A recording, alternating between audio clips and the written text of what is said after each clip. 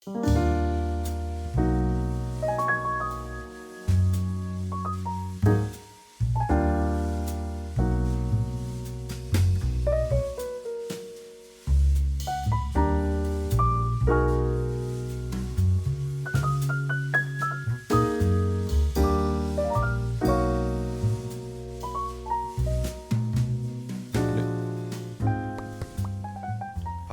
Okay. Pop. We What's are up? back on.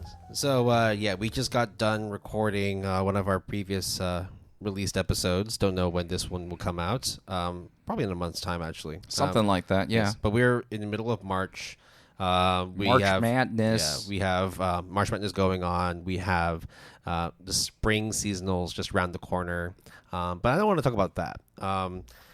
It's more, excuse me, we're talking about a subject that over the last 100-ish episodes that we've done, well over 100 if you include all the BPs and ADs. Now we've talked, of course, about anime, manga, talked about video games. We've also talked about, light novels, different adaptation processes, the way that anime is done with production committees and whatnot. As well as the main proliferation of anime. We talked about that literally 3 years ago to this day. I think actually, that episode came out. It was the second or third episode. No, the third episode was the Big 3 episode. Proliferation was, which one was that one? 5. Episode 5. Oh yeah. Don't ask me why I remember that. By the way, guys, Will enough, here. I'm here. BP 26. All right, let's go. By the time this episode releases, it would have been almost exactly 3 years since we talked about that particular discussion. That episode released April 6, 2021. Holy shit. Yeah. I think this will release first, second week of April of 2024. Yeah, so, something like that. Yeah. So I don't want to talk about all that stuff because we've talked, as an anime and manga podcast, we will talk about that shit no matter what. What I wanted to talk to you about, though, and just have a discussion, just have a chat, right? It's not necessarily like a topic of focus. It's more just getting your thoughts and opinions of live adaptations. Oh, here we go. I think it's about time. I think every time whenever we mention a BP topic, the other person goes, "Oh, we're going to talk about this? All right, here we go." You know, that kind of thing? Yeah. Well, and then also the reason why this came up is because, well, two things. One, we've seen the massive success of the live adaptation of One Piece. Are you going to mention Avatar? Avatar was also part of it, too. Are you going to mention Yu Yu Hakusho? That it's also going to be part of it, too. Okay. But the other reason why I wanted to talk about this was because only a few minutes ago we finished talking about the Gotta Watch 'Em All episode, right? Episode 9, part 9 of Gotta Watch 'Em All, which is episode 81. And one of the series that we talk about is Sword Art Online. Yep. And I only just found out that back in 2018, Netflix acquired the rights to the live adaptation of Sword Art Online. Okay. Now, it doesn't say anything about it being greenlit or being in pre-production. Because technically, even things like video games, right? Like Mass Effect has been licensed for a show. Yep. Or a movie that by Legendary Pictures, and it took for. We haven't heard anything from there. It might be like dead in the water. We didn't even get the Halo series that's bombed really badly until way later. The Last of Us. I know I'm talking about video games, right? But it's kind of parallel in many ways, not only with interests aligned, but also just with general reception of these kinds of adaptations, right? Yeah. Resident Evil, right? So I'm looking at basically I'm looking at what's on Netflix, like the website for it, right? Which basically it's like what's currently on air, what's to come, what's about to come off, and all that. So this is of course going to vary in terms of like location, because every location has different access to different sources, a different material and all that. But generally from what I can see right now. For Hong Kong, right? Yeah. But it's not necessarily Hong Kong. I think this is U.S., but more often than not, like these will be on your Netflix lists, which you can access. Some of them are going to be straight anime or straight anime adaptations, like anime to live adaptation. But there's also going to be some that are like manga to live adaptation. Got it. So for example, like Alice in Borderland. That one is manga to anime to live. Very successful. Bleach, which was removed actually last year. Right? Cowboy Bebop. Death Note. Yeah, we got that. Kimi Kimi ni Todoke, so For Me to You, Yeah. which I had to watch. I mean, there's a lot of like romance shoujo stuff that got a live action adaptation. which we will get into as well, I right? see. Full Metal Alchemist, that one as well as AOT. Revenge of Scar. AOT live action's on Netflix as well. No. I'm just saying, like, But that one's got a license. That one has the license has been acquired to do a live action. There is. Okay. Then there's also Kakegurui, Okay. One Piece, which is on there right now. Wait, Kagurui? Yes, I mean, it has like 2 seasons, right? there is a live adaptation for it Yeah, too. yeah. Rurouni Kenshin, along with Rurouni Kenshin the final, and then because of the same time release of Zom 100, the live and the anime adaptation. So that's Yep. what's currently or was on the slate of live action adaptations on Netflix. But how many of them are licensed by Netflix, right? Because if That it's one I'm not too sure. I mean, One Piece for sure, right? Alice in Borderlands for sure. Yes. Cowboy Bebop for sure. I don't know about Zom 100. I don't think I don't know either. But I do know that the anime is licensed by. Is it licensed by Netflix? It definitely was on Netflix. Netflix would have had some hand because that's the thing, right? Like committees, production committees, right? but also like that's what Netflix is. Like Right. you're never going to see Crunchyroll release a live adaptation because that's just not their modus operandi. yeah. Right? Yu Yu Hakusho should be a Netflix exclusive, I think, as well. Yeah, I believe so. Avatar: The Last Airbender is a Netflix thing. One of the Death Notes, the most recent one, I think, was a Netflix thing. Yes, that one. Yeah, the Western. Yeah. Adaptation. I mean, of it. I think there was 'Cause several there originally was a live adaptation, but back in like the 2005, made 2006 by the era. Battle Royale, like Start the Battle Royale guy, I think. So there's also other series that are getting like, I mean, there are a lot of series that have the rights of a live adaptation, like that have been bought by various companies. A lot of them by Netflix. Like, Yep. I mean, we talked about Sword Art Online with Netflix, right? Exactly. I still struggle to figure out who live action adaptations are for, other than the fan base themselves. Like very clearly, like One Piece has such a massive fan base that no matter whether or not you as an individual like it or not, there's probably another 1,000 people out there that would care to watch the One Piece live adaptation. And even though Will and I haven't watched it, it has received like a lot of fanfare, positive fanfare, right? That they are now doubling, tripling down on One Piece. And then the you think live about, action. and then of course, you mentioned Avatar: Last Airbender, right? Which, if we really want to be nitpicky about the definition of anime, Yeah, but still, right? it got greenlit for seasons 2 and 3, Yep. right? Double, triple down. And we know how big Avatar is as the Last Airbender as a medium. I think for, of all the shows that you mentioned, right? I think the only one that really piqued my interest are the shoujo one, like For Me to You. Yeah. But the number one, which I really should get around to it, is Alice in Borderlands. It's so good. And It's I don't know really if good. season 2, it was season 2 just as good as season 1, or what, did it fell off a bit? Oh, it's the same. It was the same. Okay. I thought that the ending was wacky as fuck, but it was also like I very much enjoyed it. But I have to be very clear that the live adaptation is nothing like the manga. There are definitely very big differences because they can't. It's too long running a manga to fully adapt into a live action series. I don't think that Netflix would want to do that in the first place. Netflix is not known to do long running series. So I think, right, when we talk about the audience for live action adaptation series, whether it is from anime or whether it is from a manga or whether it is from, some sort of that variation, in my opinion, it's not actually for the fan base. It is for people who doesn't want to watch anime but wants to watch anime.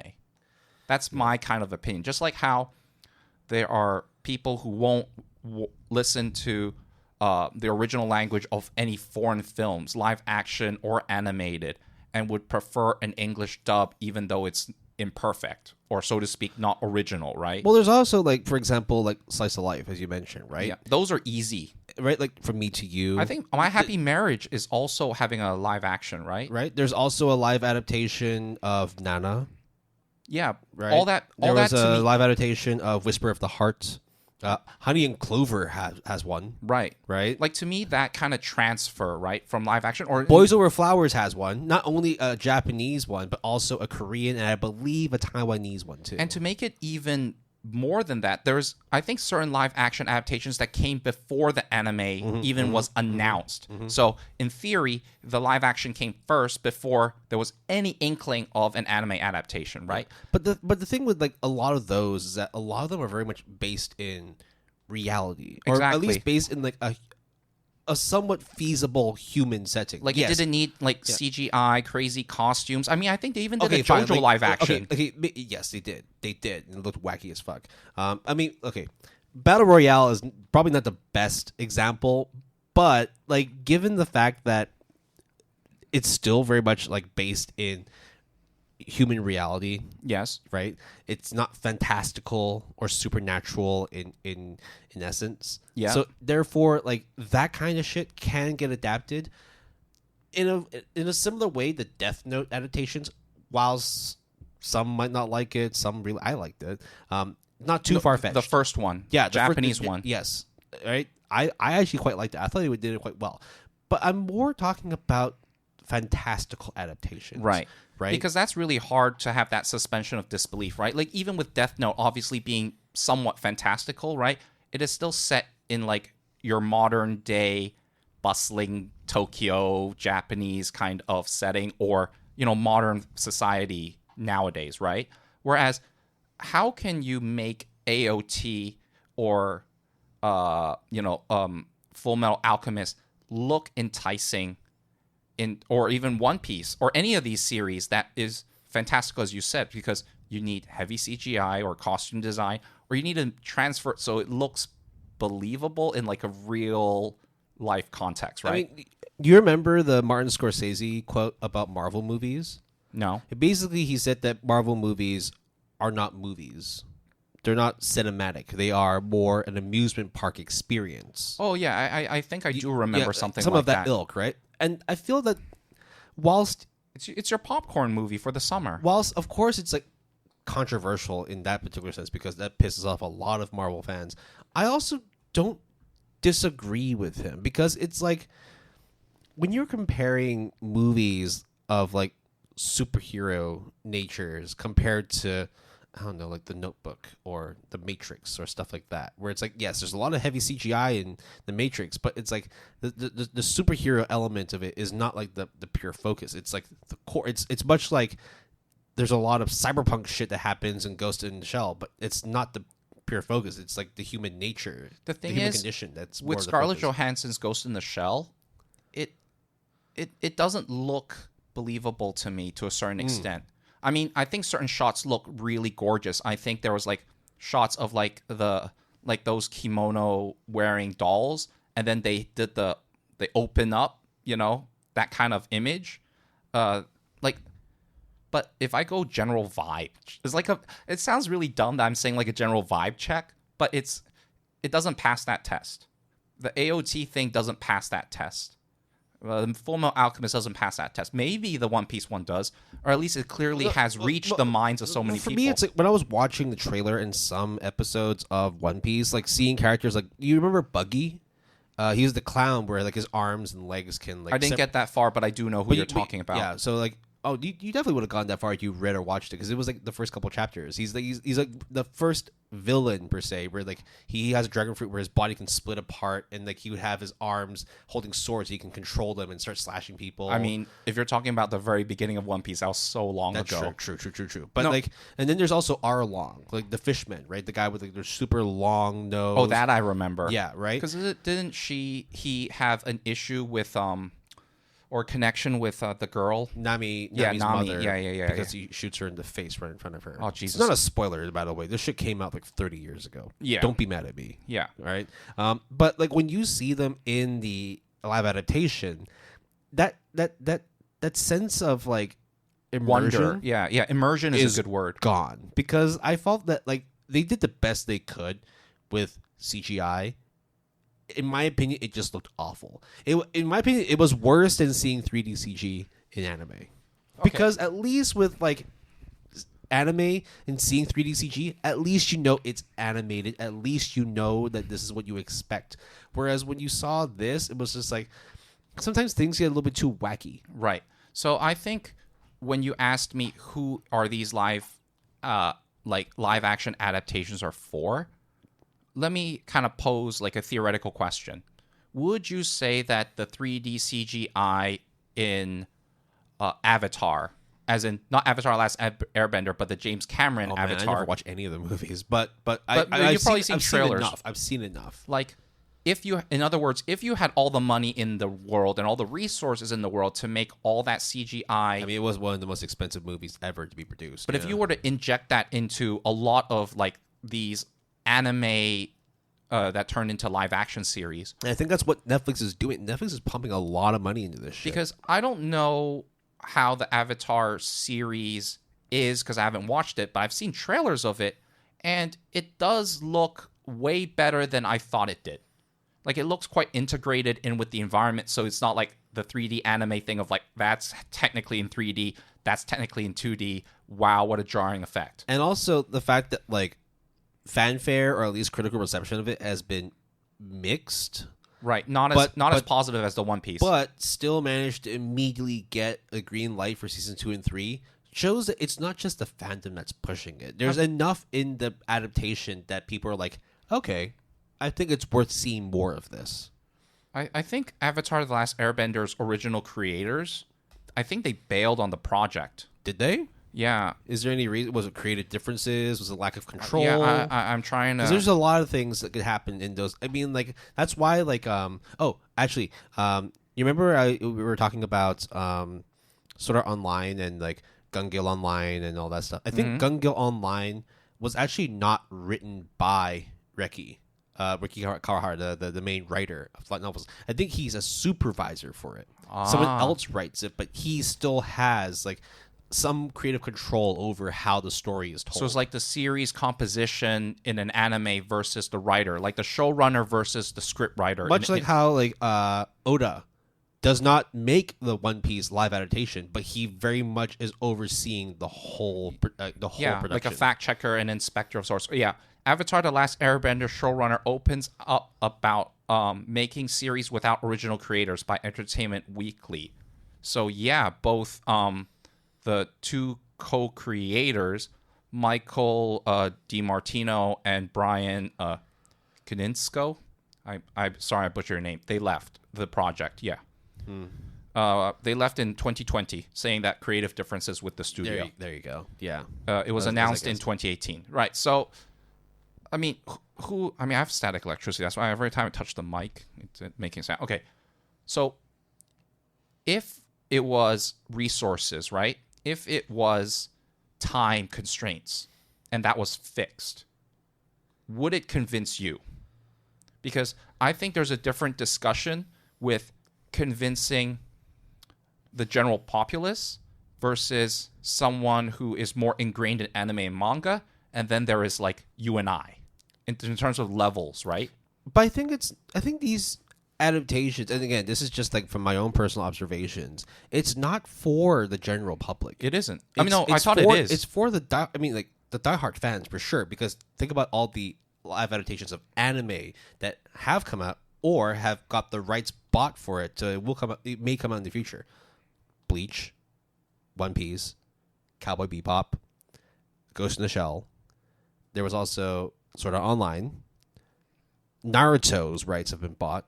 Yeah. Right? But I think at the same time, it's like there might be an initial spike and surge in One interest. Punch Man's rights got bought. Yes, as well. but that was a while ago, actually. Yeah, but those are the things where it's like all those series at one point or another, or still now, are some of the most popular series of all time. Like One Punch Man probably would make a more believable, well integrated, and by well integrated I mean it would basically be a Marvel movie. Yeah, which I think fair enough, because that's the premise, right? I get that, right? But for example, if you were to do My Hero Academia, I think that's also easier because that one also has its right spot too. Because it's like Harry Potter, but now we change it into a Japanese school for superheroes. Nothing to stop Mashal getting a live adaptation either. From what you're seeing as well. I mean, dude, like you said, JoJo had a live adaptation. Yeah. So, I mean, on one hand, like I actually don't think it is for anime enthusiasts because it's not for anime and manga fans. I mean, it's not like I'm saying no.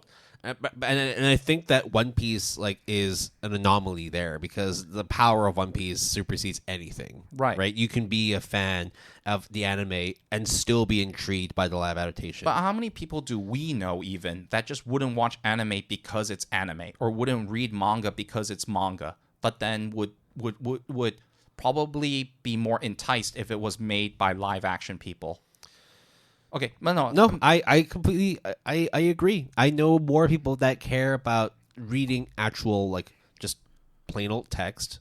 Yeah, I mean that's why there's manga only readers that don't care about the anime, and there's also people that only read or only play light novels and visual novels because they don't feel that encapsulates the full breadth of the series through an adaptation. And on the far other side, you get anime only watchers, which I used to be that kind of person. And now I think it's your consumption is a lot more, not a lot more, but definitely more balanced between anime and manga. Yeah, and it kind of boils into how much time do I have, and it's easier to flip through mangas than anime. Oh, I mean, on a commute, much easier to read a manga than watch an anime. And I do get burned out, and I think both of us get burned out every once in a while because we consume so much because we kind of need to. It's also easier to read a chapter of manga and then put it down as opposed to have to watch a full episode because you don't want to just pause halfway and then be like, oh, I'll get back to this in 6 hours. Yeah, and imagine in the middle of a Kimetsu Yaiba action scene, and then you're just like, I have to stop fucking now? Yeah. Now? Are you fucking kidding me? But you have to, and then it kind of ruins the moment, right? So I get that. But so I don't feel like live action is for anime, like the hardcore, let's say, I mean, I don't really like using these terms, but the really enthusiastic people will check it out because they really like the IP and want to support it. Yeah. And in many ways, if it has the backing of Oda, for example, are you not at least curious to check it out, right? You might be. Or at least you wouldn't just toss it off into the ether. Yeah. So that's how I feel. But here's the other take that I think a lot of people actually don't really get to experience, myself included. Did you know that a lot of series don't necessarily have something like a live action movie or series, but has something else that involves IRL stage plays? Yes. And I think there's a Haikyuu stage play. There's an Attack on Titan stage play. The Revue Starlight stage play is something that makes the most sense because they in Revue Starlight they are doing a play, so then there's a stage play that makes sense. I actually think the craziest stage play ever is still the Resident Evil stage plays. I mean, I've never heard of that, but I believe that it's crazy. I actually because I got into a bit of a rabbit hole because whilst Resident Evil is I haven't played that many. I think I only played up to 3. Oh no, played up to 4. I haven't played anything else since. But it's the lore that goes deep within Resident Evil, and then a lot of it is also canon in the stage play as well. That's what you're talking about, where it's the diehard fans, the ones who, regardless of what medium it comes out, they care about the property, not the way it's conveyed. But the thing is, that is the subset of a subset, right? So I completely buy that and believe in that, right? Then you get people who love anime, manga, or whatever medium, but then they are now consuming the same IP that they know and love, but in a different medium, For video games, let's think of Danganronpa, but then now you watch Danganronpa the animation, right? Or a manga to an anime, vice versa, or all of these variations. Nier Automata played a game, now you watch the anime. Yeah, exactly. I wouldn't be adverse to watching Nier Automata, the anime. I just feel like it's unnecessary for me. But did you play the Fire Emblem games? I mean, I did. I didn't own. Would you care to watch a Fire Emblem anime? No, because it's kind of different. It's really weird, right? I mean, in terms of what you do in the game, because a lot of it is very much driven by character choice, right? And you don't have that choice with you anymore. But aren't there also those kinds of choices to be made in Danganronpa or Persona? But it follow in Danganronpa. It's not as branching of a storyline. There's still a central core. Whereas it's kind of in Fire Emblem, you might get attached and have certain relationships that are not canon. So it's gonna be your what's that really Kyoto Animation Kanon. K-On? Kaon. Yeah. No, not Kaon.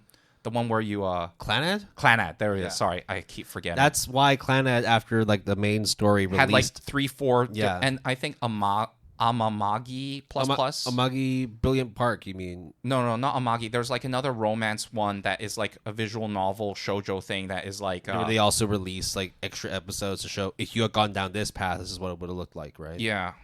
Let me see. What's it because called? for sure, like I mean, like I watched all of Clannad, including the side stories of what would happen if the main character had chosen to be with this particular character instead, and they were all really sweet too. I really liked watching it, but at the same time, it's like I can understand why people who like playing visual novels are very, very indifferent when it comes to watching the anime because it's just not the same. It's different paths. Like much why like. We have a friend who has played the shit out of Fate Stay Night, but has never watched a single episode of the anime. Also, Higurashi. Yes, Higurashi as well. Yes, I played all of the Ace Attorney games. I'm not going to watch the anime. I mean, all like the original trilogy, right? Yeah.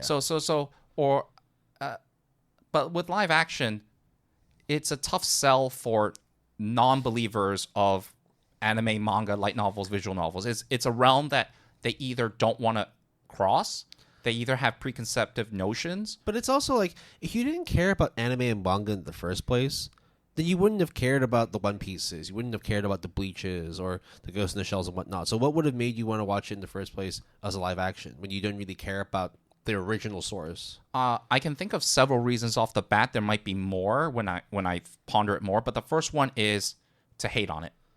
But then it might inadvertently convert you, right? Or you might be like, oh shit, like it ain't that bad.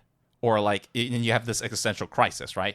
But I think the intention of going in to hate it is a very common one because, I need to watch all of it in order to be sure that I can say I hate it. So I can add more ammunition because if you say you didn't watch all of it, I mean, it's a common thing of like, did you read all of it? Did you read all the manga? Did you watch all of the anime? Yeah. You didn't? Then shut the fuck up, right? Which is not or like, did you finish the video game? You didn't finish the video game and finish it on extra hard difficulty? Then shut the fuck up. Did you do 100% completion? No. Did you get all 120 stars to know that Mario 64 is a great game? No, then shut the fuck up. Even though you said it's a great game. But like, to me, it's like, to me personally, at least with video games, if you don't finish a video game and there's a good reason because you don't like it, that to me is even more valuable than someone who finished it and then said that they didn't like it. At least from like a creator standpoint, right? Because you have to know why people don't like it. So the next go around, you can then prevent that from happening in theory. But the other reason I think people watch live action is because, well, I don't want to watch it because it's drawings, but now it's like real people, so fine. Yeah, maybe it's not so much the property that people care about, but maybe the story is what they want to see. I mean, right? Do you think people gave a shit about Captain America or Iron Man without Robert Downey Jr.? Or like look, I give is every person who loves and watches the Marvel movies, are they also people who have read the comics in the first place? I'm sure there's a correlation. That actually kind of blew my mind. I completely ignored that part. I think there's a correlation. Like, I'm sure comic sales did increase or more followers, but you're telling me the box office of the Avengers Endgame equates to... I mean, Iron Man wasn't even like a main character in the Marvel like universe. I mean, it was, but it wasn't that popular as like the main guy until Robert Downey Jr. Because for a long time, absolutely, it was Spider-Man. And Spider-Man was the most popular. Yeah, or X-Men. And X-Men. That's why they had all Marvel. That's why they had the trilogy. X-Men 1, 2, 3, Spider-Man 1, 2, 3. That's why they had all those trilogy movies. And the Ultimate versions. Yeah, I read a lot of comic books growing up, guys. Okay. But, yeah. Same thing with the DC comics, right? I would say excluding Batman. And excluding, like, the limited series that are, like, Watchmen, for example, right? Like, if we exclude those, technically speaking, to my knowledge, Superman, Batman, maybe Wonder Woman are like the OGs of, obviously it's not the OGs of the Justice League, but like in terms of comic book sales and reception, because Wonder Woman had that live action TV show, Batman had the Billy West. Is it Billy West? I think so. The last name is West. They also had Mike Keaton as well as Batman too. And regardless of Superman, the movies being successful or not. I mean, I still remember Superman as Christopher Reeve. Yeah. Like, Rest what in peace, happened, yeah. I'm sorry about, I mean, it sucks. But irregardless, it was in the public zeitgeist. So then everyone latches onto it, or everyone remembers it, right? I mean, that's why also the studios double, triple down right away when they had those numbers. Does that mean that season 2 and 3 are going to be as successful, or it tapers off, or it gets canceled, or production hell? Who knows? But at least right off the bat, you have indication that it's going to be successful. So people who watch it, whether they hate it or not, or get converted, or they just want to see what this One Piece thing is all about, because apparently in the anime sphere, no one will shut up about it, because even I, who, as this hypothetical person who doesn't give a shit about anime, knows about this and Dragon Ball and Naruto and Bleach, because everyone fucking says it all the fucking time. Yeah. Then maybe I'll watch it. I completely missed the point, too, where it's like, not having seen the source is definitely not a barrier to want to watch like an adaptation in the first place. Because I did not read any Iron Man comics at all growing up. I was only Spider-Man as a kid, but I still watched the shit out of all the Iron Man and Marvel movies. So like, I guess I did the very same thing of why would people want to watch a live adaptation of something they didn't care about in the first place when I was already doing that from 2008. Yeah, but I think, like, in this sense, being a hypocrite is not necessarily actually being a hypocrite or being inconsistent. It's just people have different values and different kind of tendencies even over time. Like, as someone who used to read manga because there was no anime, and because I can't stay up at 11 p.m. when I was like in grade school to watch Dragon Ball, I never really got into Dragon Ball. So when I went to like even university, and all my friends who are like don't watch a single fucking anime, but only watch Dragon Ball, but could recite like the Frieza arc to me if I need to. The It's like, Cell games, yeah, or like when they play like the really dumb ass shitty Dragon Ball Z like story games. I'm not talking about Dragon Ball Fighters. Yeah, I know which I love, I know what you're talking right? about, yeah. But like the old school like story based games where like it kind of sucks as a video game, but they play it because they get to relive it, and it's like, oh wow, I can do all this shit. Oh, I can do a Kamehameha. Okay, that's awesome. That's when it gets to that level of saturation. It's almost like there is. It could be any reason, good or bad, to start. Mm-hmm. It doesn't have to be someone like us or others that are very into anime and manga to care, because we also don't have a stake per se. And it might even convert people. If they like the One Piece live action, let's say, maybe the majority of them will be like, oh, just wait for season 2 and 3, rather than watch the anime because they have that aversion. Mm-hmm. But not all of them would have that thought. They would be like, yeah, I mean, the live action was pretty good. Maybe I should just check out the anime. Or like, oh, that Attack on Titan thing, that movie wasn't that great, but I kind of see that it could be good. Like, they kind of had that, like, thing. Well, the anime just ended. Why don't I just watch that? Yeah. I think, actually, you make a good point. Where, like, it's not even the diehard fans that have to be the ones that, like, these adaptations are made for. Like, I know so many friends who are fans of Resident Evil, not because of the games, but because of the movies. Yeah. And here's the thing. Let's say I were to go to you and I say, yo, that One Piece live action is really good. That means different than when someone who doesn't watch anime come up to you and say the live action of One Piece is good. Because they wouldn't even say live action One Piece. They'll just say One Piece. Because right. That's the one thing they watched. They wouldn't have known or But cared the credibility is different, Yeah. right? Because Yeah. especially you and I have been burned so many times, and many others, right? Such that when something is legitimately converted to live action and is good, it's like really surprising. Such that whenever you hear a live action adaptation and you hear it's bad, you're like, hey, it's always the case. But when you hear a good one, it's like almost unbelievable, because anime is so controlled. And what I mean by controlled is on the storyboard, the panel, the frame that you're watching, all of it is controlled by the animation studio, production committee, whoever cuts it or edits it, right? Mm-hmm. So in theory, unless if they miscalculate or do a scene wrong or whatever, what you see is what they intended to put out, right? In other words, they have full control even who voices it, what color of the dress, how everything looks. But if you go into live action, you could have the worst anime adaptation into live action ever, but acknowledge someone's acting skills. Yeah. You could say, oh, the show was so shit. The Halo show was so shit. But man, did they design like the suit of armor really well. Is that like the showrunner's fault? Possibly. Is that the scriptwriter's fault? Maybe not. Is it the costume designer's accolades for making an awesome suit of armor for Halo? Absolutely. So it's like, but when it's an anime, it's like, yeah, the storyboarding's pretty bad, so then we know who to blame, or we know what to do, or we know where the problem is at. It's a production budget issue. Yeah, sure. It's much easier to just point fingers and blame whoever it is, and then just surmise that if it's one person's fault, everyone's at fault too. Yeah, and I think like when literal human beings are involved in the actual like thing that you are watching and consuming, it kind of feels different. Like charisma doesn't show from a 2D anime character. It could show from the voice. Yeah.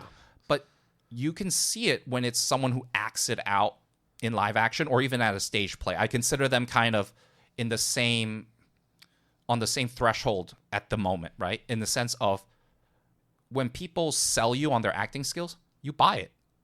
But I mean, it's kind of like, are you splitting hairs, Jason? And I kind of am, but at this point, we are splitting hairs because we're literally talking about the same IP, but in different fashions, right? Mm-hmm.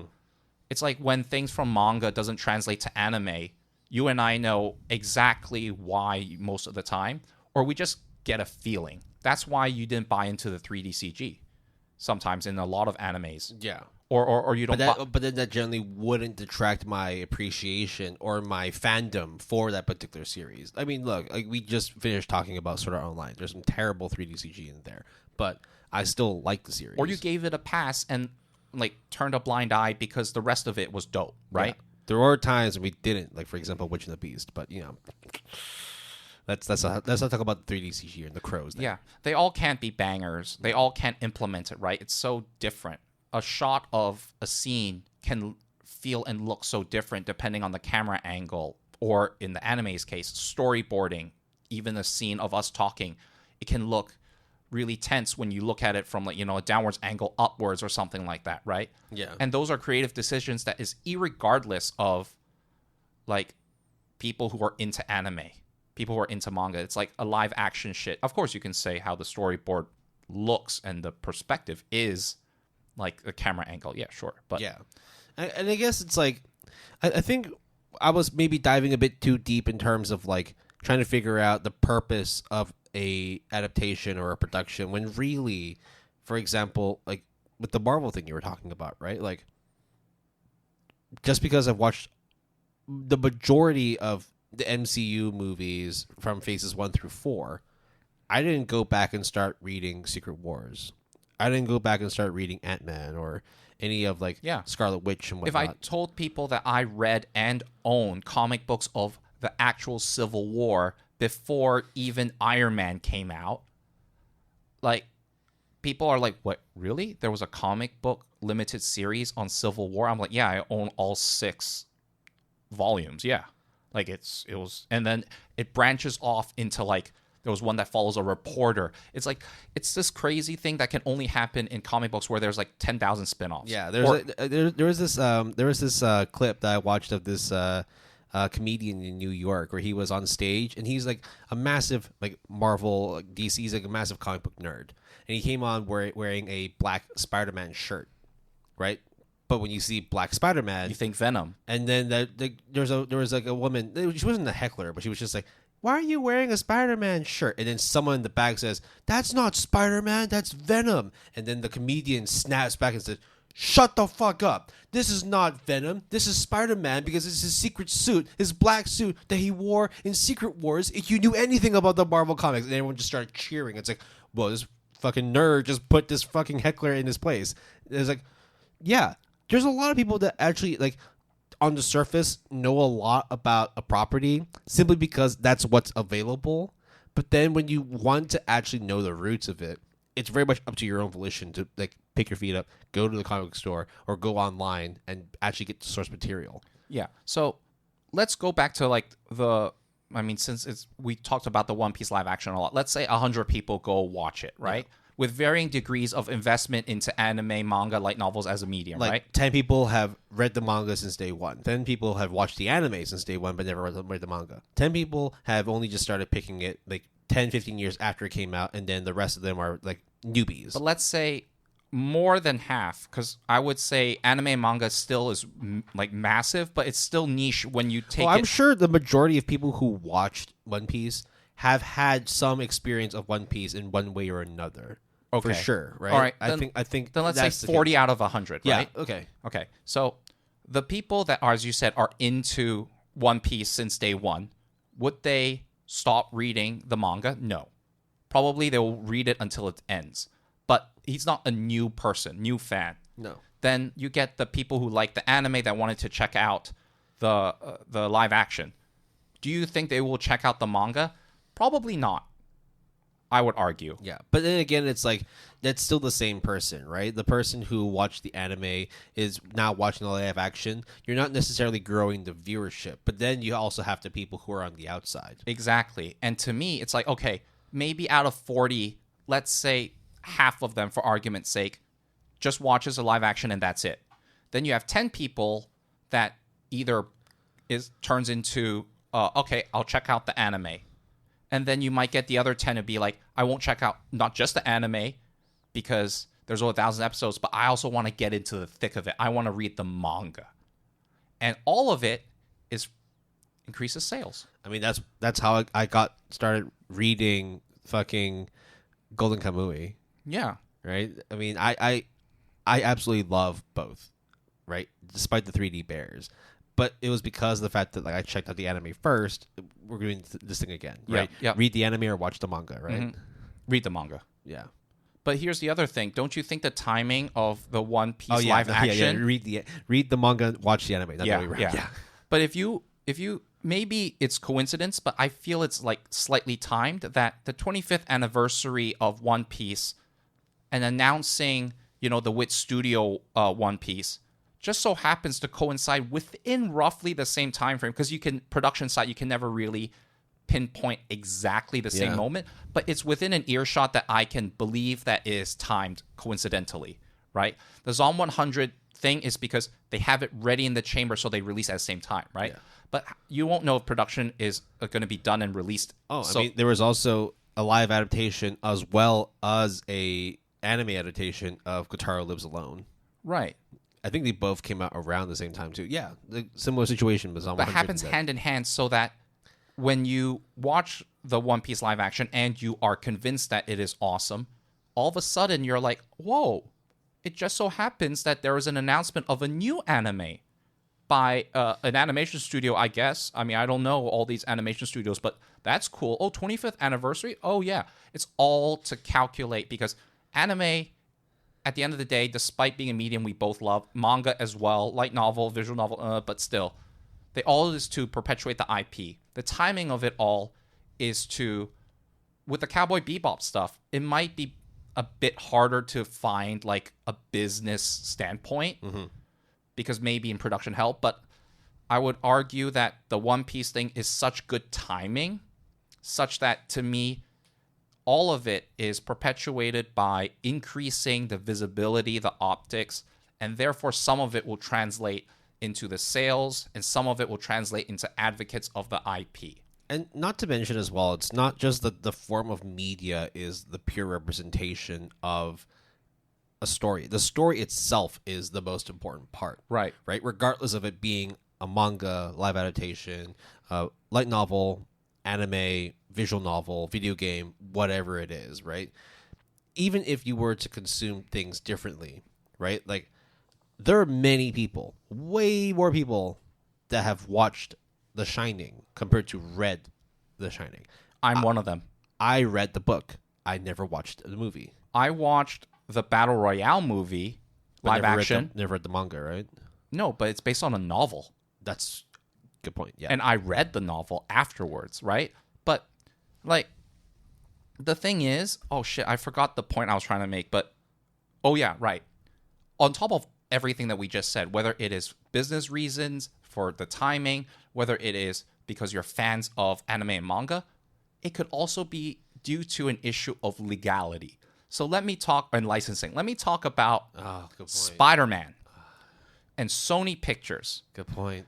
For a lot of people that don't know, although I think a lot of people do know nowadays, for the longest time, Marvel does not own the movie rights to Spider-Man. They own the IP and the comic book rights, but they don't own the movie rights because that was before Marvel really was a thing. And Marvel sold all their shit, right? And so because they needed money. So Sony Pictures bought a lot of them, one of them being Spider-Man. And 20th Century Fox bought X-Men. Yes. So in order for the license for Sony to continue to get Spider-Man, which technically it's a bit of like a mutual thing with Marvel Studio nowadays, in order to get Spider-Man into Civil War because they can't get into a Marvel film. Yeah. So then they bridged an agreement. But back then with Sam Raimi and the original Spider-Man trilogy with Seabiscuit guy. Tobey Maguire. Tobey Maguire, yeah. Gotta love that dance scene in Venom. Yeah. It's so dumb. But anyways, Marvel... Tobey Maguire, Peter Parker is still my favorite Spider-Man. I like all of them for different reasons, but yeah, Tony Maguire's Maguire's I never the OG. watched any of the Andrew Garfield ones, but I did hear that despite the mixed reception, that they were actually pretty decent. I do think Tom Holland is like very much like the Peter Parker Yes. that like I imagined. Okay, but Sony Pictures has to technically release a movie every 3 years of Spider-Man, or they lose the license and it goes back to Marvel. That's why every once in a while you'd be like, well, why are they releasing like Morbius? Or like, why are they releasing like the Sinister Six out of fucking nowhere? It's because that IP is tied to Spider-Man. They have to release it or they lose it. And it goes back to Marvel. Is that the reason why they made Morbius? No. But like it partially. Because the rules of them having to release one every 3 years, I think, or is it every 3 or 5? It should be every 3 years. Or else they lose the license. That's a fact. Mm-hmm. I forgot the time duration, but it is. And sometimes you just got to put out a dud because you're doing the long game. Yeah. So even if One Piece live action tanked, which it didn't in terms of reception, even if AOT, even if Ghost in the Shell, even if Full Metal Alchemist tanked, which it did, or the Death Note one tanked. I mean, there's a reason why Full Metal Alchemist, the live action, is not on Netflix anymore. Yeah, it's because sometimes legality and licensing agreements that were made behind the scenes and not trying to lose the IP because maybe you have a cash cow for the future, but you sunk so much money, so some money is better than none, and I don't give a shit about the negative reception because I'm an executive that doesn't give a shit. There must be like a duration of legality over the rights that you bought. So, for example, like with Sword Art Online, they bought the rights 2018. It's now 2024. Who knows how long they have left before that legality expires? So, unless like they decide just to shelve it and never touch anything with Sword Art Online, it would not be crazy to see an SAO live action in the next few years. Absolutely. But at the same time, it kind of passed its prime because that premise is not interesting anymore, I think, for the general public. Like, you're going to need something else. But maybe that's how I feel if it was a live action. But let me kind of... I mean, then again, though, One Piece, with what studio, right? Like, they're redoing certain scenes. They want to reinvigorate it, too, right? So, but they're also still covering stuff that came out from 25, 30 years ago, right? So, it's not like... I wouldn't say that things can run its course and become stale. I think in the end, though, it's just the fandom that One Piece has, like, as much as SAO is popular, right? I don't think it holds a light compared to the fandom that One Piece has. Are you telling me that people are not thinking of a Kimetsu no Yaiba? Yeah, I'm pretty sure the rights have been bought for that too. Or they're coasting so then they can get the price higher, whoever owns that right. Yeah. Right? So it's such a complicated issue beyond, the IP or how it's made or who makes it. Oh, yeah. It's legality and licensing. Don't forget, and people would be like, oh, Jason, you're talking about just fucking live action. Well, I don't give a shit whether the One Piece thing or these other live action adaptations does well or not, or the Yu Yu Hakusho is good or not. Like, fine, if it's good, it's great. If it's not, it's kind of no big deal. Like, I'm just gonna stay in my corner of anime, manga, light novels, and stuff. I'm like, bro, let's take anime. Let's take Komi Can't Communicate, where there's 3 different licensing windows, 3 different release windows. There's the one on Netflix. There's the one in Japanese Netflix. Then there's the one on broadcast worldwide. And each of these are a rolling one. So like week 1, week 2, week 3. Yeah. And that is just within anime. So you're telling me that that kind of intricacy or that kind of terms and conditions are not applied to major releases that take years and millions of dollars? Way more that people are going to be like more like, oh, we should read like the actual like fine print of this licensing. Yeah. Actually, yeah, I remember that now because I think it was like when Komi Can't Communicate was on episode 3. I think Netflix only just got episode 1. Yeah, that's exactly it. Yeah. I remember that now. No, it's the other way around. Other way around? Yeah, Netflix. Netflix got it earlier. Sorry. The order is Netflix Japan, Netflix worldwide, then broadcast. Oh, okay.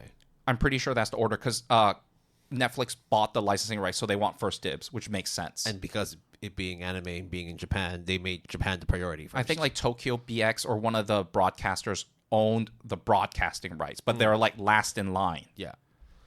And Netflix Japan obviously wants to get first dibs on that so then they can beat out the broadcast, right? So all of that has to do with money, and money talks, and that's how it works. Because if your anime or your IP don't earn money, unfortunately, shit doesn't happen for charitable reasons. Yeah. And I suppose that's why like you have all these live adaptations coming out as well, right? It's not solely to make money. It's to make it so that your property value goes up. Yeah, exactly. And here's the other thing. You might say like, okay, it might bomb in terms of like how much they earned.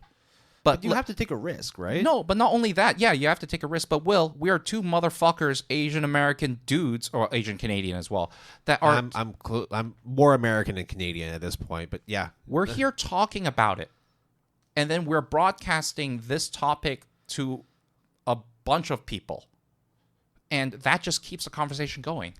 Whether a live action adaptation was successful or not, just the topic of it, just the fact that a lot of YouTubers and YouTubers talk about the live action of One Piece and whether they praise it to high heavens or scorn it to hell, it's in the zeitgeist. It's in people's mind. It's advertising such that the next time around when you hear the word One Piece, or when people even say the word One Piece, you'll be like, oh yeah, that live action was kind of good. Or AOT, didn't that end Attack on Titan? Isn't that like one of the more popular anime series? Well, there's a movie? Didn't it kind of suck? Yeah, bet your bottom dollar that in the next 3 years you're going to see a live adaptation of Jujutsu Kaisen or Demon Slayer. Yeah, I think, or Chainsaw Man, and that's kind of independent of how well the adaptation does. Spy Family. Yeah, Spy Family is set up to be a live adaptation. Yeah, I think all of it is, especially when you talk about going back to one of the first things we mentioned, the high fantasy part. How are we doing on time? Oh, we're good. We got another 8 minutes. Okay. The fantastical element of it in Spy X Family is way easier to implement than, let's say, Jujutsu Kaisen. Yeah. But Jujutsu Kaisen is also massively popular. I mean, it just won the greatest anime of all time for 2024 from the Crunchyroll Awards, right? Yeah, I know. The Crunchyroll Anime Awards, man, you never fail me to round me up. But even then, that's still like, you know, credit where credit's due, right? Like Crunchyroll recognizing it as greatest anime, fair enough. And right? technically, JJK2, it's good. It's really good. So I get that. But live action, it's like what's it called? Like a lost leader in supermarkets. Oh, yeah. Like Costco having like the $1 hot dog. You think they earn money off of that? But IKEA does not make money off of their restaurants at all. It's because of the fact that you're buying all their furniture that allows for them to give you cheap food. Yeah. Do you think like some people go into Costco or IKEA to buy their Swedish meatballs from IKEA or their a $1 hot dog from, or I don't know how much it is. I think $1.25. Something like that. Or it's either $1.25 or $1.75. Absurdly cheap, right? And it's been the same for like however long. So yeah, there will be some people that try to game the system, so to speak, and go in, get that food, and then go back out and don't give a shit. But that's just that one person. but then you'll get a lot more people go in, get the food, and be like, well, while we're here, let's walk around, right? And then you get... I could do with a new side table. I could do with, another 20 pounds of chicken nuggets. Yeah, but you know what? Like, we're short on cash or whatever, and then we leave. But then you get some people who buy the food, then peruse, then buy stuff, as you said, and then leave. Or then, and then buy a pizza on the way out, too, to take home. Yeah. Same thing with the One Piece live action. Everyone, or a lot of people will go and watch it. Some people will just go in and out, be like, oh, it's shit, or just don't give about anything live action. Then you get the majority of people who would go in and then, stay. And then you get some people who go in and consume One Piece live action and be like, huh, that's pretty good. Let me check out the anime or the manga. But I think it's also because of the fact that the majority of the fans or the people that even know about One Piece in the first place is because it's been rooted within the anime and the manga. And therefore, when you talk about the live action, unless you're a super, super diehard fan, chances are you're probably going to just neglect the live action, right? But in the same vein, when Iron Man first came out in 2008, Marvel was dying. Right, and it was like a Hail Mary. They had absolutely no reason for it to be popular. It's literal like Final Fantasy type scenario, and it fucking worked. Much in the same way with One Piece, despite me being like, I don't really know who it's for. Well, turns out it doesn't matter who it's for because it's still super popular. Spoilers for Iron Man 1, but if you haven't seen it, then go watch it. The stinger is Samuel L. Jackson as Nick Fury being like it's like what, a minute of like, yeah, I need to assemble a team. And that was it. And no one knew about post-credit scenes. No one knew about the assembling an Avengers or like phase 1, 2, 3, 4. No one knew about any of that. Yeah. I was just like, okay, I know who that character is. I kind of know the implications because I read comic books. But I'm Nick Fury, motherfucker. But it's kind of like, okay, it's just a post-credit scene, whatever. But now it's like... But then granted as well, as much as it was super popular and it did really, really well, the things that came out afterwards, which were the Incredible Hulk, right? With Edward Norton, yeah. I kind of liked it. I liked it, but like... It's kind of And then there was Thor, which was also... right? It was aight. It was mid, but and then fine. Captain America: First Avenger came out, which was... I actually quite liked that one. Yeah, I like that one too. I still think Winter Soldier is my favorite Captain America movie. But those 4 came out, and Iron Man being the one, right? Robert Downey Jr. super good. The next 3 were like middling to okay success, and then they hit it with the double whammy of, well, you've seen everybody now. Let's get everyone together and make the fucking Avengers. Do you think that we might be at a point with live adaptation that once we start building and piquing more curiosity, more fandom of the live adaptations of these properties, that at some point that the general consensus is it doesn't matter what format it comes out in, there's going to be enough people to be able to continue supporting these shows? Because we haven't seen it with like the Bleaches, with the Fullmetal Alchemist Brotherhoods. We haven't seen it with Death Note, even though these still have the rights to a sequel for Death Note. But I think so. But I think the winner has to be depending on who you are. And in essence, really, there is only one set of losers. The winner are the people who finance it because they think it will print money. They don't care actually about the IP or anything. They just care about profit. There's also Oda, which now means that he's not only got a super successful manga and super successful anime, he's also got a super successful live adaptation. Oh, and you're telling me that I get to oversee the thing just to be sure? Oh yeah, sure. Hell, why not? If it's a dud, it's a dud. But if it's success, like, all the more credit to me, right? Yeah, I'll take all the blame if anything, because I gave them the green light. You get the staff that worked on the live action production, so they get props. It also technically, successful or not, perpetuates the momentum of the Wit Studio one, or in terms of people knowing about it or people being excited about it. There will actually be people I know that will Google search One Piece anime and then find out about the news story of Wit Studio, right? Yeah. Then technically, people who watch the live action and then get converted, I would say is technically a winner because they get to consume more of what they like and they get into the ecosystem that you and I and many others enjoy and love to thrive in. The only loser is really the people who are, in my opinion, the super die-hard, stubborn people, which I would argue both you and I are to certain IPs. Yeah. Like Tokyo Ghoul, for example, we are never watched the we're so anime. headstrong on it, despite its popularity and despite a lot of people adoring it. The music for Tokyo Ghoul is just like no, I'm the polar opposite. You should listen to Glassy Sky then from Route A, which is like the bane of my. But would you say that it's good for Tokyo Ghoul, even though? Oh yeah, no, dude, there are people who absolutely love the anime and have never read the manga. But do you think that that's good for the Tokyo Ghoul brand recognition? Right? Yeah. Same thing. I mean, despite there's been no new Tokyo Ghoul, for you, even though you technically lost, you're a loser in that you are not consuming the live action, or in Tokyo Ghoul's case, you're not consuming the anime. You're headstrong in your position. You also acknowledge that it's good for the growth of the IP. Yeah, and that is why live action adaptations exist despite a lot of duds, because there are so many winners, and the only loser is always gonna consume it anyways. That's what I'm trying to say. Yeah. So, yeah, I don't think that, I mean, it'd be crazy to think that production studios are just going to be like, you know what? No more live action. We're done with it. No, I think there's too much visibility and too much marketability in a property that is so popular that you could make a dud but still make a decent impact on the series. Cause you can. You know that thing where it's like, oh, the anime was so bad, I'm just gonna read the manga instead. That could happen. No, too, same right? thing with live action, right? But you can't go the other way. Live action sucks, then the anime's good, or the manga's good, then I will go to that.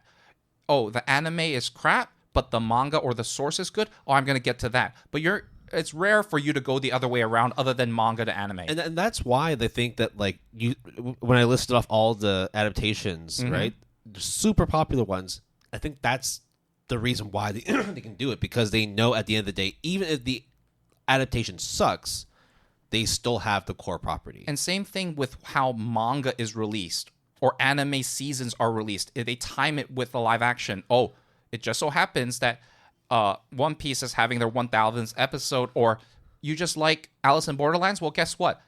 I think it's 7 Seas Entertainment or whoever is releasing the manga. It just so happens the new volume is coming out right around the same time it premieres. Wow. Is it a fucking coincidence? But here is something, and I really like this topic, but I know we're kind of strapped for time, but I'm going to just drop this bomb on you. I think, and I don't know for sure, the simultaneous release of Zom 100, to me then is a misfire. Maybe it's not, but to have the live action cannibalize, potentially at least, the anime, you could argue, well, they're never going to diverge. I think much in the same way we discussed this before, where it's like there definitely will be certain camps that either watch the anime or watch the live action. But after hearing what you've said, I can kind of see it now, where if it was just the anime first, and in 6 months or even a year's time down the road, the live action comes out, then there is an option for people. Whereas now it's like, you already have both options, and you already have this coming out here, Kiss coming out there. The choice is not that hard. Yeah. Immediately you can be like so desensitized from watching either that like you have no say in whether you want to go. It doesn't trickle down, because some live action watchers would in theory then either check out the anime or the manga. Of course, you can then say, well, we both diverge at the manga, then sure, but it's kind of harder pill to swallow, in my opinion, for someone to go from something that is animated or something that is moving versus something that is static. Yeah. That is on. People like to be given choice, but when you give them that choice immediately, I think that's when like it becomes problematic, where you can mention it's like, I don't have to choose. I can just watch this or that. Then, well, it's right? Netflix bulk release, right? Like, it's like, oh, you got a huge spike of interest. Then no one gives a shit like 2 days later because everyone consumed everything, right? I mean, without seeing the metrics, I don't know how much audience cannibalism there is, and we won't know actually for sure. But you do raise a fair point that because of the fact that it's the illusion of choice. When people have like the anime come out, and then down the road something else comes out, where it's like, that choice was already made for you from the beginning, because this thing already existed. We know you don't care about this, so just keep reading that. I mean, how many times have due to it being released all in one go, like a bulk Netflix release, that we actually don't consume it that fast if it was week to week, because we have that anticipation. But instead of having the safety blanket of, well, it's all out, I can kind of consume it whenever I want. And then therefore it's inconsistent in whether you consume it like regularly or at all, even for a lot of people. Yeah. I think the other thing is, finally, going back off of like live action to anime, shoujo deserves an extra set of, or slice of life deserve an extra set of mentions, because Now that we talked about this, I think when I go home later, because I watch Skip and Loafer with my wife, right? Mm-hmm. The anime, right? Yeah. Yeah. What I want to do now is watch the live action of From Me to You. Right. With her. But at the same time, I, on my own time, watch the anime and see if there's much of a difference. Or read the manga and see all three. Because I would believe that when a couple, like actors who act as like lovey-dovey or a couple, it's when it's believable or it kind of gets you going, it is very different than manga on a page. Yeah. I mean, you can still be moved. You can still be... the romanticism and like the relationship building is different, even if the core essence is the same. Yeah. Right? And anime, it's kind of like an in-between thing where it's like, it's kind of like real in a sense that is voiced by live action people. But it's still animated. So there's that suspension of disbelief that you and I are used to. Yeah. And then, like, if Fruits Basket, the final, we bawled our eyes out. Goddamn, yeah. Like, so many times. But I think for a lot of people, they will see that and being like, just like how in Ju-on, The Curse, they were like, oh, I'm not scared at all. Nope. Like, this is kind of dumb. Well, as a kid, when I was watching the Ju-on and watching The Ring, terrifying. But I was like 8 when I watched them. Sure. But what if I were to say you should play Silent Hill 2 or Siren? When you're engrossed, when it's believable, even though it's like pixels on a screen, right? That's also why like Resident Evil the game is a vastly different experience from watching Resident Evil the movie. But when you, right? the Nemesis comes out. It also doesn't help that the fucking director for the Resident Evil movies, Uwe Ball's fucking insane. Is it Wes Anderson? I thought it was Wes Anderson. Yes. Oh no, Uwe Ball did different game adaptations. Uwe Ball did Postal. He did Postal. He also did a different game adaptation. I forgot which one it was. I thought it was Postal is a PC game. Oh, he did Alone in the Dark as well. He did Blood Rain. He did Alone in the Dark. He did do Postal. But yeah, no. But his movies are terrible. Yeah, he tried to box a game journalist because he didn't like their takes or something. Yeah. But I know we're going off tangent and we're running short on time. But he did Far Cry as well. Yeah. Oh God, that's a far cry. Holy shit! And it was terrible. I guess that's a far cry from a good job. Budget of $30 million, box office 743,000. Yes. Yeah. But at the end of the day, dollars or not, fandom or not, all these, I guess, different types of currency, if you will, or resources become muddled up because it's not one-to-one, it's not equivalent, and it's hard to really do it other than probability and taking a chance. So live action, in my opinion, is never really for anime or manga watchers. They are welcome to come at any point. They're welcome to the house and party, but they're not necessarily invited. They can come. They're not forbidden to. They can come and party. They can leave whenever they want. But we're looking for like the new converters, the newcomers, to get them hooked onto the house that is the IP, that is, One Piece, Naruto, Attack on Titan, or whatever. Because if one of them leaves satisfied, it's kind of like a win. It's a win, yeah. And if the party sucks and everyone shits on it and people think, oh, that's bad, right? Nope. Bad press is sometimes good press because it keeps you in the conversation. We've seen it happen. Yeah. It's when no one talks to you. When batch release after day 4 or after a week. Cyberpunk Edgerunners is one of the best animes of all time, as said by Crunchyroll Anime Awards, so you know it's legit. It's better to be hated than to be unknown. Exactly. Damn.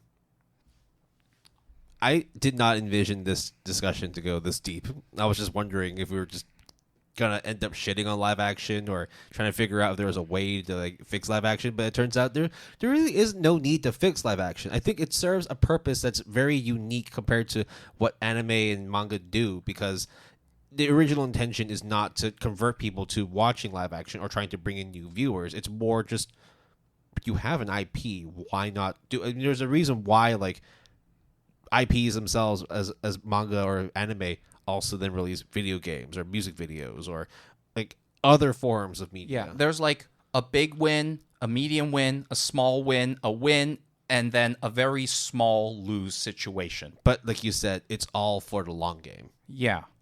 And at the end of the day, if it gets one other person to start talking about it and checking out the anime and then talking about the manga and then telling me I need to watch over 1,000 episodes and everything, then okay, sure, fine, I'll hear it. It's the power of visibility and marketing. It's essentially it. There's so many complex maneuvers that when you think about it, it's not necessarily the most interesting, but it actually dictates where our interests lie. And I think that, the fact that we had a live action adaptation of One Piece despite One Piece Red coming out the year before, I think people know. Like, it doesn't matter what... I mean, that's another subject that I think is worth discussing. Red is an original with a new character. As a hardcore One Piece fan, you think that's sacrilegious before even consuming anything, right? You think like, the fuck are you doing? Well, there's like two hardcore fans. One which is like, this is the holy grail, do not fuck with it. Or, oh my god, it's even more One Piece, I can't wait. True, right? But I mean... But would you check it out of hate? You probably would. Either way, you'd check it out. Yeah, you probably would. Yeah, and it turned out to be a win. Or the fact you're even talking about it in the first place is enough. Yeah, and if you weren't convinced after watching Red, I'll just go back to the thing that I love. And then if it was good, you'll be like, oh, wow, that was pretty dope. And then, or it's like you hate it enough that you just decide, you know what, I'm only going to read the manga. They further secured your fandom. Yeah. It's the whole thing of choice and control. And we all think that we have no control. We like to, and in many ways we do, but there are so many different factors and facets of life that intertwine that has a factor. And sometimes the chaos factor is also a factor, right? So it is, but it's not that interesting until it is under like the premise of a live action anime adaptation, or questioning whether or not an anime adaptation is worth it compared to the source. Yeah. So I guess, if you're listening to this, I'm sure that you are either fans of anime or manga.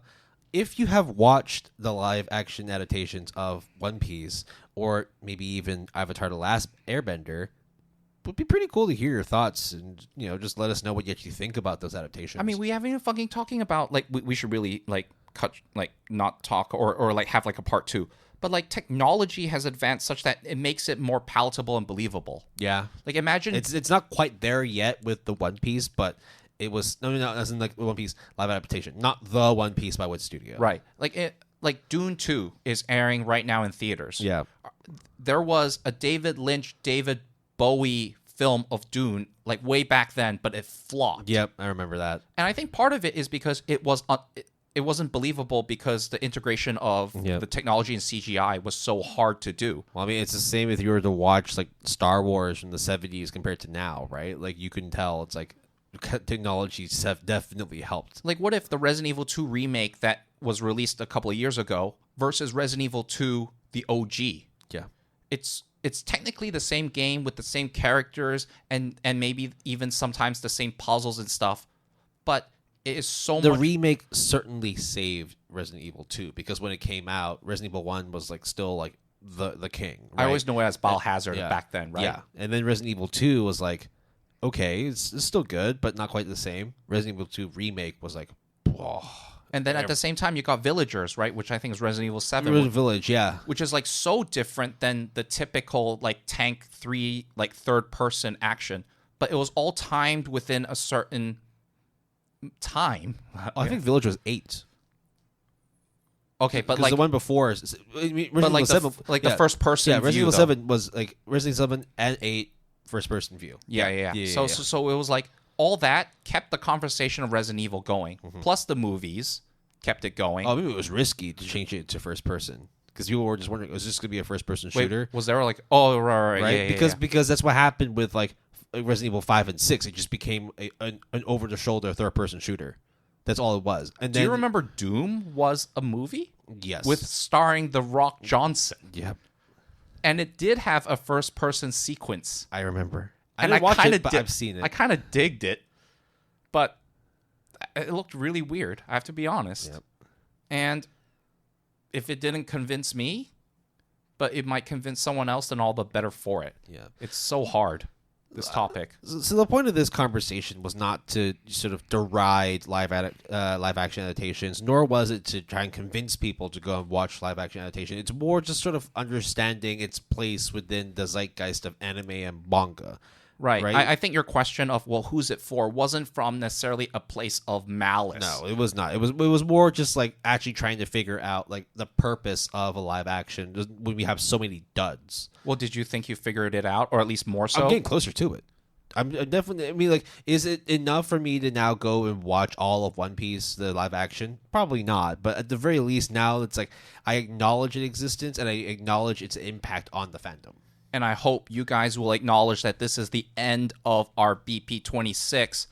We're just going to cut it real short with the show notes. The only thing that we want to do is give credits for our music. I think all the show note stuff, you probably heard it in other episodes. Yeah, we can probably do a little less on the BPs, but all the other episodes, we'll keep it intact. But we will give music credits. Absolutely. Music credits for this episode. Our intro music is After Hours Dinner by Almost Here. And our outro music is 2011 by Rocket Jr. You can always support the music artists that we feature by listening to them on Spotify, Apple Music, or your music listening platform of choice. And Epidemic Sound provides all of our royalty-free music. If you're interested, you can always sign up using the referral link in our show description. Terms and conditions apply. All right. I was looking at the timer and I was thinking like 35, 40 minutes. At that point, we're like, oh, we're pretty good. I think we discussed a lot of things. And all of a sudden, we started talking about other shit. I'm like, fuck, okay, we're not. I remember when you were like, oh, we have like 4 minutes or like 8 minutes left. And then we were like. That was like almost half an hour ago. Yeah, I feel so bad. But it just like more thoughts just keep coming in. And I was just like, oh, wow, there's actually more to this than I thought. I was like thinking on the fly. I mean, I thought it was just simple. Is it good? Is it bad? Who's it for? And that was it. I thought like maybe this being more like a loose conversational topic. I thought it could have been that, and I don't fault you because I was actually. But then we started diving deeper into it. It's like, wow, this actually is like a very deep rabbit hole, and I think that like I'm not giving live action enough credit, right? Like for me, it's like I'm not of the stance of it saying it's sacrilegious and should not exist. It's more just there's a time and place for it, and it might not be my time, but it's definitely someone else's time. And I should not take away their time from enjoying this particular medium. But please do not watch the Western Death Note. It was not really good at all.